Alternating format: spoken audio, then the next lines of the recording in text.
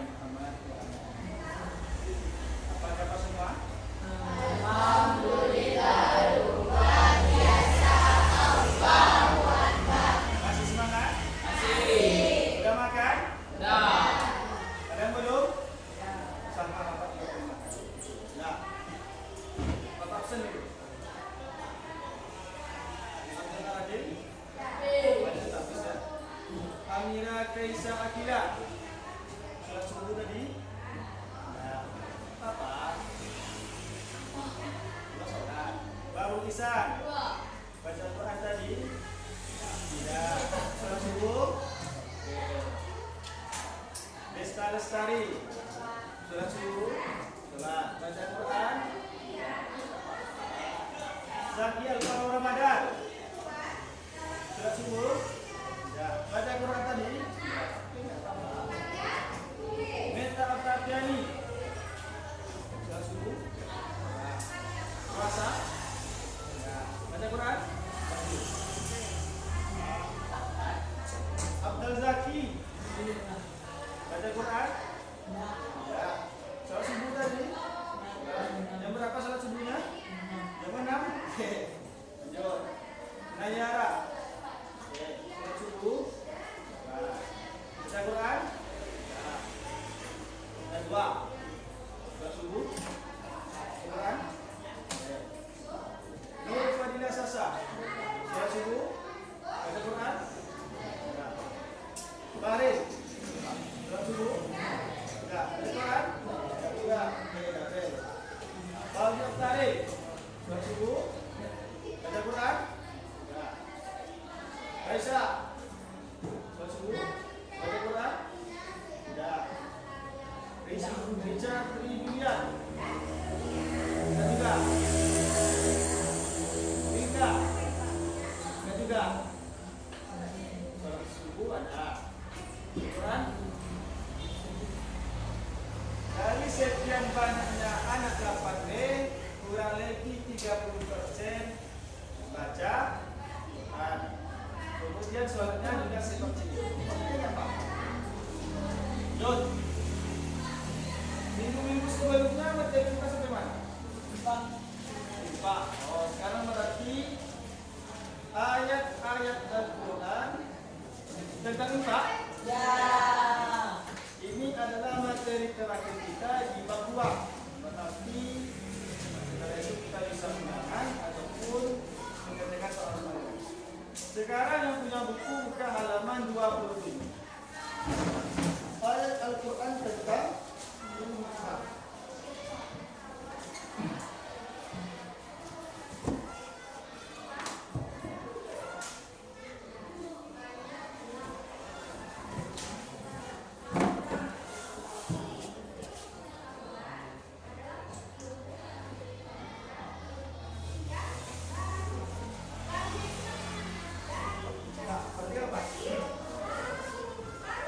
Ayat Al-Quran tentang infak. Oke, pertama, kita muslim semuanya. Salah satu kewajiban kita dalam muslim adalah membaca. Mengapa seperti itu, Pak? Karena di dalam Al-Quran itu terdapat seluruh aktivitas manusia. Apa contohnya, Pak? Dalam Al-Quran itu terdapat bagaimana cara kita bermuamalah ada di situ. Cara kita beribadah ada di situ. Bahkan dalam infak pun ada dalil-dalil Al-Quran yang menerangkan tentang infak yang akan menjadi materi kita pada kali ini. Minggu kemarin kita sudah membahas tentang infak. Bapak pengen refreshing dulu, refresh pengetahuan yang lalu. Infak itu berasal dari bahasa Arab, yakninya anfaka yunfiku.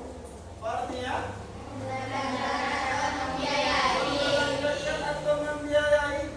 Membelanjakan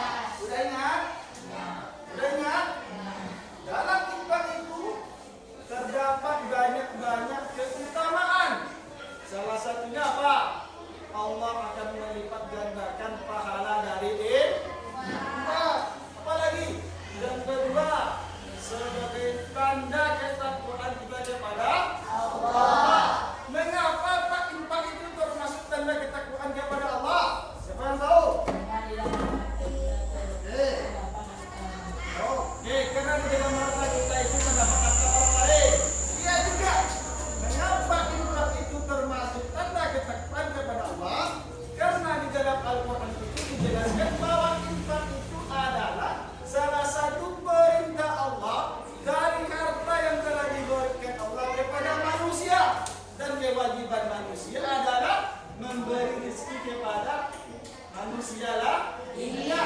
Berarti dengan bersumpah itu kita telah mengikuti perintah Allah. Jelas? Yuk. Kemudian di dalam Al-Quran itu terdapat banyak sekali dalil-dalil ayat-ayat yang menerangkan tentang infak itu. Ini yang akan kita pelajari. Yang pertama itu terdapat dalam surat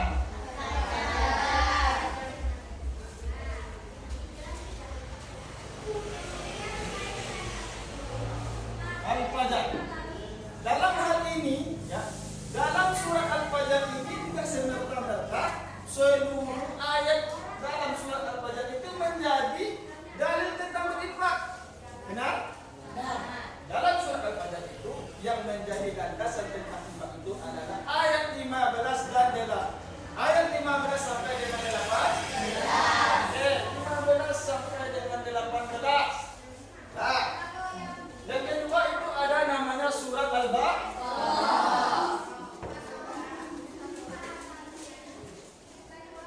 Ayat berapa?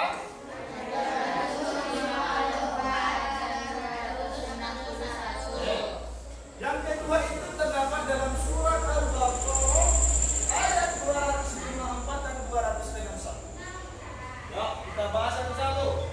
Kita bahas dulu yang pertama itu surat Al-Fajr.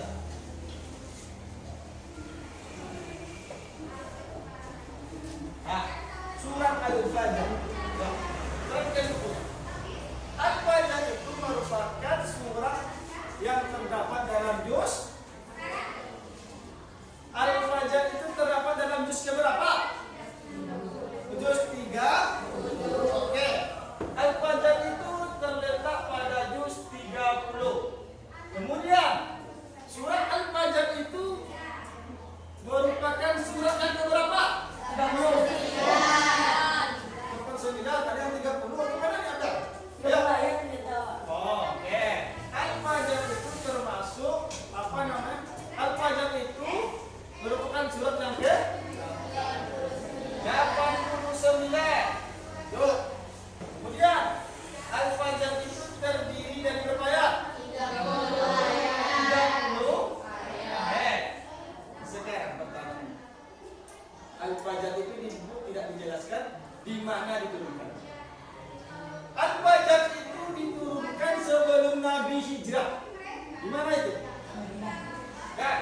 Al-Fajr itu diturunkan sebelum Nabi hijrah. Ya, di Mekah. Ya. Kalau Nabi sudah hijrah, berarti ayatnya itu diturunkan di Madinah. Kalau Nabi belum hijrah, ayatnya itu diturunkan di Mekah.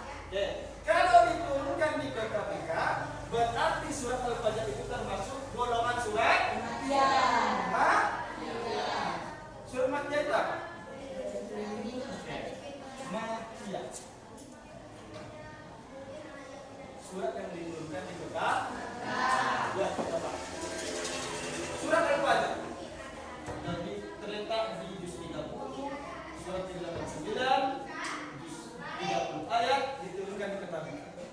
Al-Fajr. Surat Al-Fajr itu berasal dari kata Al-Fajr. Apa artinya? Fajar. Waktu fajar. Sepakat itu. Al-Fajr itu artinya waktu fajar. Pertanyaan dari Bapak tadi, waktu fajar itu kapan? Waktu subuh. Oh, terbitnya matahari pagi itu. Ayo.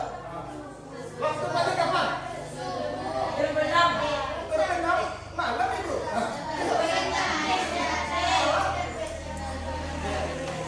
Banyak pendapat yang mengatakan waktu fajar itu kapan? Pertama, ada apa? Ada yang mengatakan waktu fajar itu adalah waktu ketika akhir malam dan mulainya pagi hari. Jelas? Ada yang mengatakan waktu fajar itu adalah waktu masuknya sholat subuh. Jelas? Berarti kalau Bapak mengambil kesimpulan, waktu fajar itu adalah waktu sebelum masuknya sholat subuh dan sebelum matahari terbit. Jelas? Jelas? Apa tadi waktu fajar?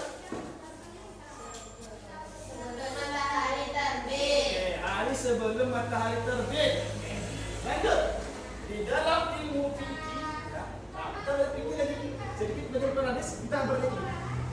Dalam ilmu fikih, fajar itu terbagi menjadi berapa? Ya. Pertanyaan dari Bapak, siapa yang bisa menyebutkan dua waktu fajar itu? Bapak berarti nasi goreng 10 porsi. Ayo, ayo, 10 porsi. Kita satu merek aja. Ayo. Dua jenis waktu fajar menurut ilmu fikih. Ayo. Yang bisa Bapak kasih nasi goreng 10 porsi.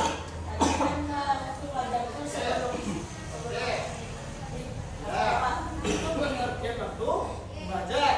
Menurut ilmu fikih, waktu fajar itu terbagi menjadi siapa yang paling ya, jenis-jenisnya. Jenis-jenis waktu fajar. Yang bisa dapat nasi goreng 10 porsi plus tenis 5 plus Kentucky 5. Ayo. Ayo. Ayo, ayo. Ayo. Ada? Oke. Islam melarang namanya. Oke. 5 4 3 2 1 untuk nasi goreng 10 porsi Kentucky 5 plus 5 hangus. Nah, perhatikan. Menurut ilmu fikih, al-fajar itu terbagi menjadi dua. Yang pertama itu namanya fajar kazib. Kazib. Yang kedua itu namanya fajar shodiq. Nah, ini pembagiannya. Apa sifat fajar kazib dan fajar shodiq itu? Pertama, kalian tahu waktu fajar? Waktu fajar itu kalau kita lihat di subuh hari itu, ketika kita melihat dari ufuk barat itu, ada warna putih-putih yang mau ke atas langit. Itu fajar itu. Jelas? Kalau fajar kazib ini, dia itu sama-sama dengan fajar shodiq, dengan fajar-fajar biasanya. Yang membedakan kalau fajar kazib ini adalah dia berbentuk panjang ke atas, ya, panjang ke atas, berwarna putih, yang tercipta dari hamparan matahari dan butiran-butiran planet. Kita melihat putih bentuk seperti ini, kan? Kemudian ketika fajar kazib datang itu, ada cahaya putih di bulan langit itu seperti ini panjang. Dia berwarna putih, dia termasuk dengan fajar kazib. Dan fajar kazib ini tidak bisa dijadikan waktu masuk masuk. Kenapa Pak? Karena fajar kazib ini bisa berubah-ubah, bisa hilang ya. Tidak menetap ya. Kadang dia timbul, bentar, hilang lagi. Ya, timbul, hilang lagi. Makanya fajar kazib ini tidak bisa menjadikan patokan untuk waktu subuh. Yang kedua, ada namanya fajar shodiq. Ini adalah fajar yang sesungguhnya. Kalau kita melihat di ufuk timur itu, ketika sudah hampir-hampir masuk subuh itu, kalau kita lihat di langit itu, dapat matahari terbit itu, ada itu cahaya putihnya itu seperti ini, hampir menutupi seluruh ufuk timur itu. Dan ini merupakan fajar shodiq yang dijadikan patokan tandanya masuk subuh. Berarti fajar shodiq adalah tanda masuknya waktu subuh. Pertanyaan dari Bapak, Pak, kapan munculnya fajar itu, Pak? Ya, waktu fajar itu muncul ketika kurang lebih sejam sampai 1,5 jam sebelum matahari terbit. Anggap saja matahari terbit pukul 6. Kalau fajar itu muncul 1 jam sampai dengan 1,5 jam sebelum matahari terbit. Jam berapa itu? Ada jam 4 dan ada jam 4.30. Berarti ini namanya waktu fajar. Ya. Kalau Abdul Zaki tadi sholat subuh jam berapa? Jam 6. Baru bangun boleh, ya? Boleh. Berarti kalau Zaki jam 6 sekarang subuh cepat, berarti Zaki udah masuk waktu apa itu kan? Udah matahari dan terbit itu Zaki ya. Udah mendekati sholat duha dia. Jadi satu tahun dua itu Ustaz. Iya. Orang Merangkul ya, sholat subuh ya, langsung dengan duha. Luar biasa. Jelas? enggak. Ada pertanyaan tentang dua pelajaran ini? Enggak. Yuk, kita masuk kepada surat Al-Fajr ayat 15 dan ayat 18. Ayo, sama-sama kita baca. Ayo, Bapak pengen kamu bacanya. Kamu yang berdua. Ya kamu.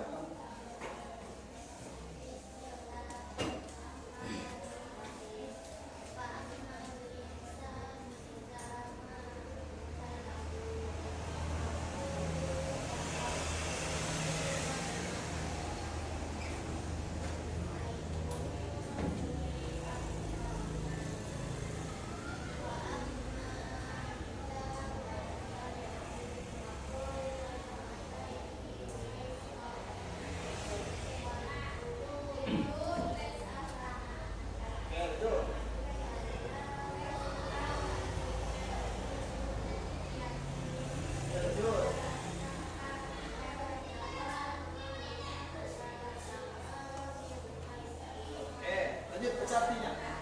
Sama-sama. Adapun manusia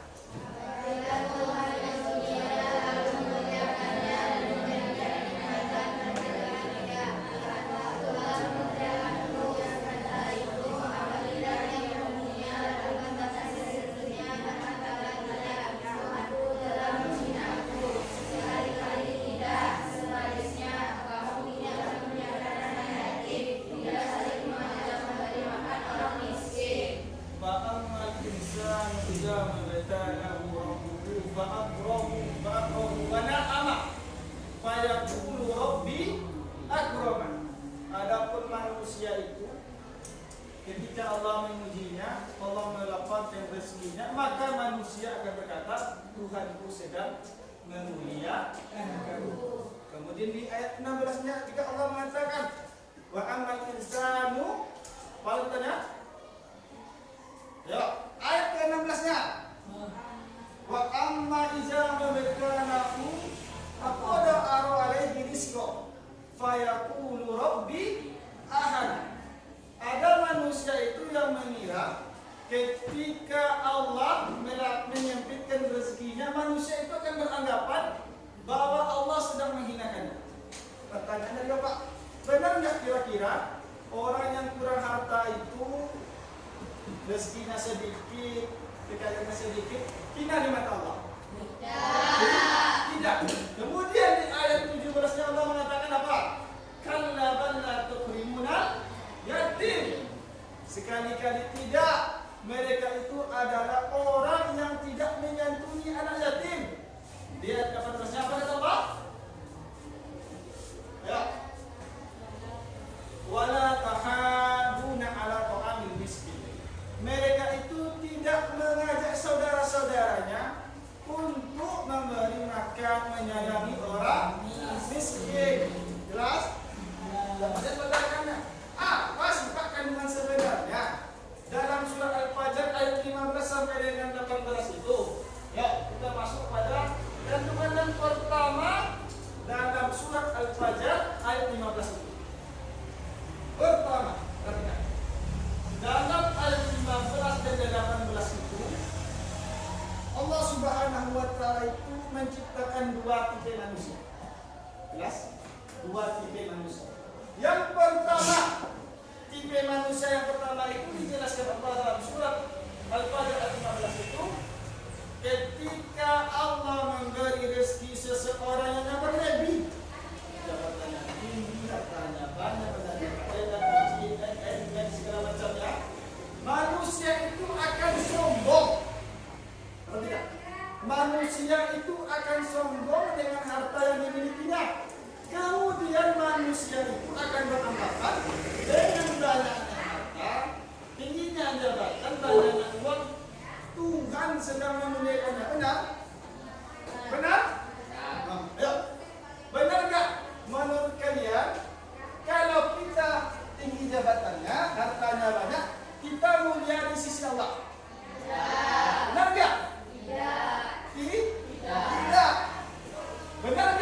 kira dengan banyaknya harta itu, tingginya jabatan kita itu, hati kita akan menjadi tenang? Benar enggak? Mengapa tidak? Ayo. Jawabannya dalam hadis Nabi dikatakan, "Laisal ghina an kasratil walakinnal ghina ghinan nafs." Sesungguhnya kebahagiaan itu tidak berasal dari banyaknya harta, tidak berasal dari tingginya jabatan, tidak berasal dari banyaknya urusan kita. Apa kata Nabi? Walakinnal ghina ghinan nafs. Hati yang selalu merasa cukup. Apa kata kuncinya Pak? Bersyukur. Jelas ya? Bahagia itu bukan dalam banyak harta, tetapi dalam bersyukur. Di ayat ke-15 ini, tipe manusianya akan merasa sombong, akan merasa hebat dengan kekayaannya itu. Padahal di ayat 15 itu, Allah Subhanahu wa Ta'ala ingin menguji sebenarnya. Bersyukur tak dia dengan harta yang banyak itu? Jelas? Paham? Paham?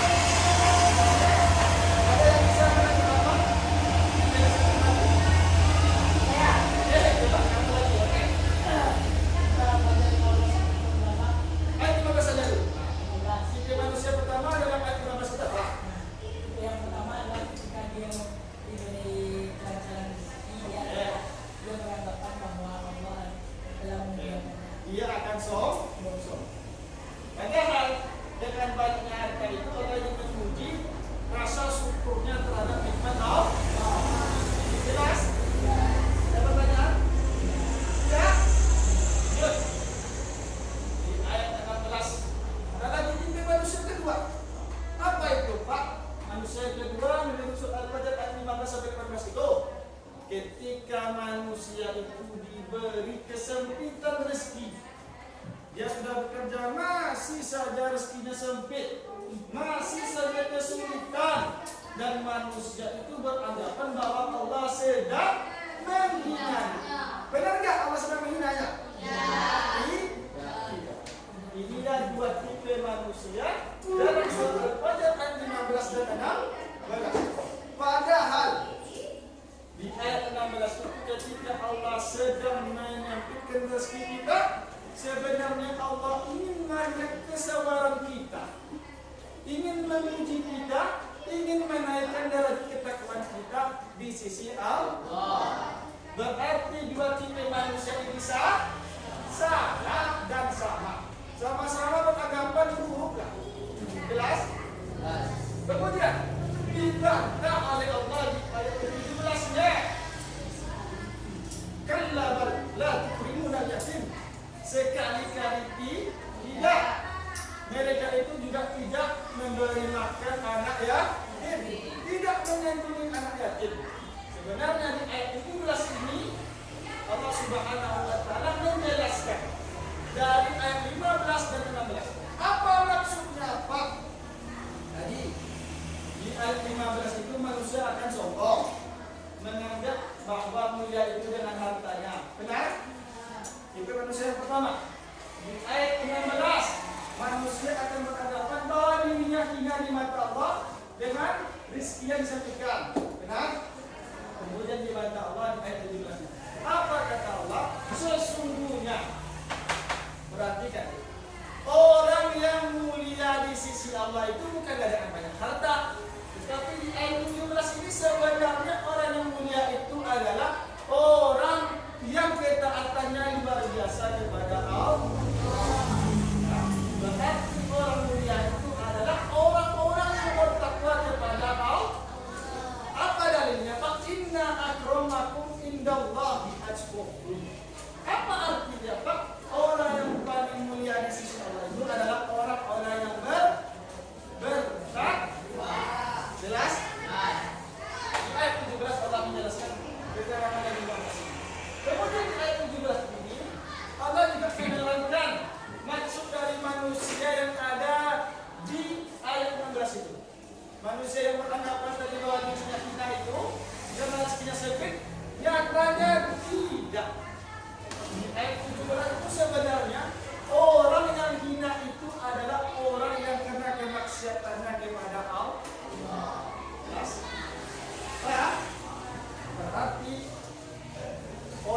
dia kena kita ketakwaannya. Yang kedua, manusianya itu karena kemaksiatan. Kemudian di ayat 17 itu Allah mengatakan orang-orang ini yang ada di 15-16 ini adalah orang-orang yang tidak menyayangi anak yatim. Kemudian di ayat 18-nya Allah juga mengatakan wala tahaduna ala ta'amil miskin. Mereka tidak mengajak saudara-saudaranya, mereka tidak mengajak tetangganya untuk menyantuni, menyayangi orang miskin. Orang miskin. Lihat dalam surat Al-Fatihah 15 sampai 18. Paham? Yakin paham? Yakin paham? Ada pertanyaan? Tidak ada. Bapak tanya boleh? Boleh. Boleh. Bapak pengen nanya sama kamu. Jangan panik. Pertanyaannya, apa isi kandungan dalam surat Al-Fajr ayat 15 itu?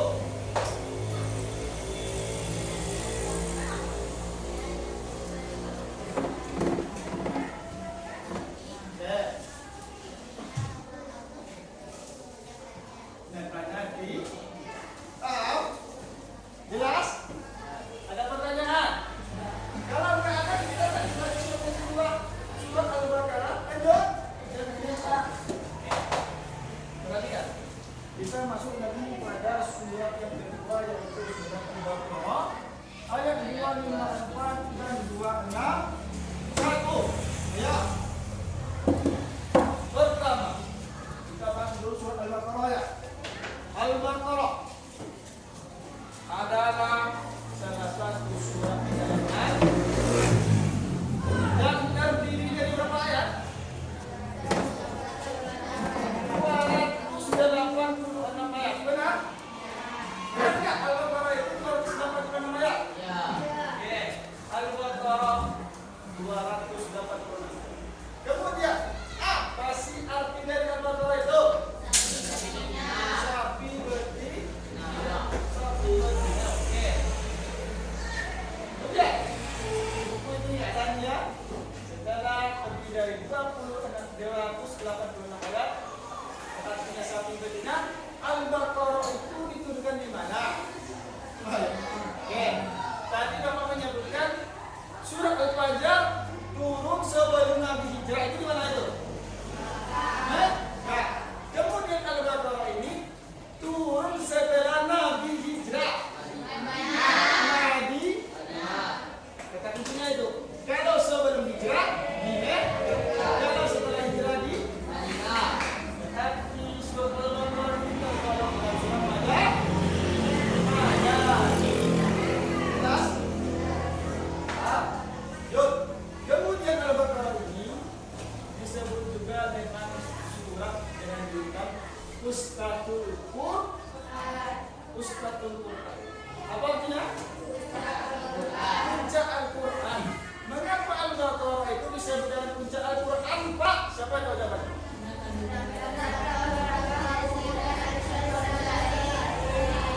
Karena dalam surat Al-Baqarah itu terdapat hukum-hukum yang tidak dijelaskan di surat-surat lain. Nah, itu makanya Al-Baqarah itu dijulukan dengan Ustatul Quran. Bapak telah siap selesai melaksanakan bikin soal Quran hadis untuk kelas 8. Ya, Ustatul Quran itu apa? Jelas? Yuk. Dalam berinfak itu, dalam Al-Baqarah itu terdapat dari ayat 254 dan 261. Ayo kita bersama-sama. Baca dulu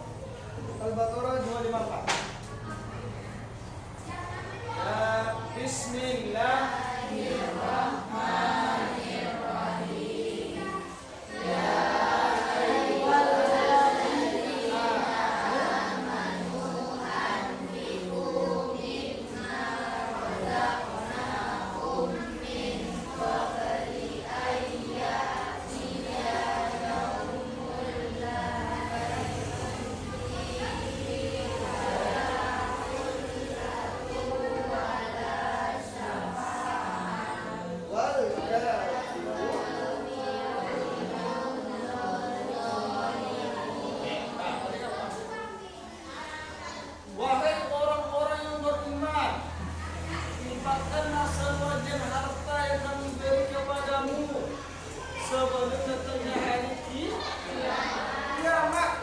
Karena pada hari kiamat itu tidak ada lagi banding, tidak ada lagi percampuran, tidak ada lagi persahabatan, tidak ada lagi besti-bestian. Kamu itu tidak akan lagi bersahabat. Kemudian pada hari kiamat tidak ada lagi sahabat. Wal kafiruna hum orang-orang kafir itu adalah orang-orang yang apa sifat kandungan yang terdapat dalam surat Al-Baqarah 254 itu? Ya. Setelah kita baca artinya sama-sama itu, kita bisa mengambil pelajaran isi kandungannya apa? Perhatikan. Pertama, dalam surat Al-Baqarah 254 itu, kandungan yang sebenarnya di situ adalah Allah ingin kita manusia menginfakkan rezeki yang telah diberi Allah di jalan Allah. Allah memerintahkan kita di Al-Baqarah 254 itu supaya menginfakkan harta kita. Ya, jelas. Infak, sedekah, zakat dan lain sebagainya untuk membantu kepentingan manusia lainnya. Jelas? Karena pada hari kiamat lagi kita tidak akan lagi hidup di dalam dunia ini. Tidak ada teman kita, tidak ada miskin kita, tidak ada orang tua kita, tidak ada rekan-rekan kita. Karena di hari kiamat itu kita berada nafsi. Artinya nafsi nggak ada di buku. Nafsi itu sendiri. Kiamat itu kita sendiri. Dan kandungan dalam Al-Baqarah 254 itu menyuruh kita untuk mengibadah rezeki di jalan Allah. Jelas? Paham? Ada pertanyaan? Gak ada? Oke. Paham semua ya? Yakin paham? Paham gak pahamnya akan terbukti ketika ada ulangan. Nah, kalau tak paham dia pasti dia tak belajar. Lanjut, yang kedua. Surat Al-Baqarah 260. Baik, kita baca sama-sama.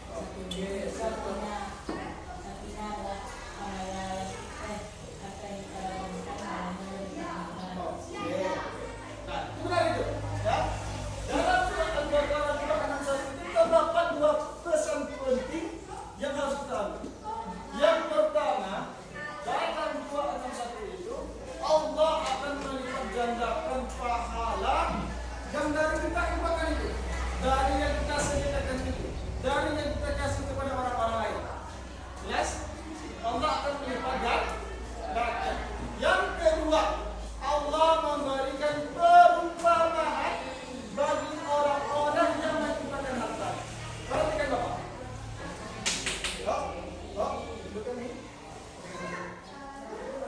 Umpamanya kita apa berumpama seperti ini? Kita mengimpakan 1 biji. Jelas? Dan yang kita timpakan 1 itu akan tumbuh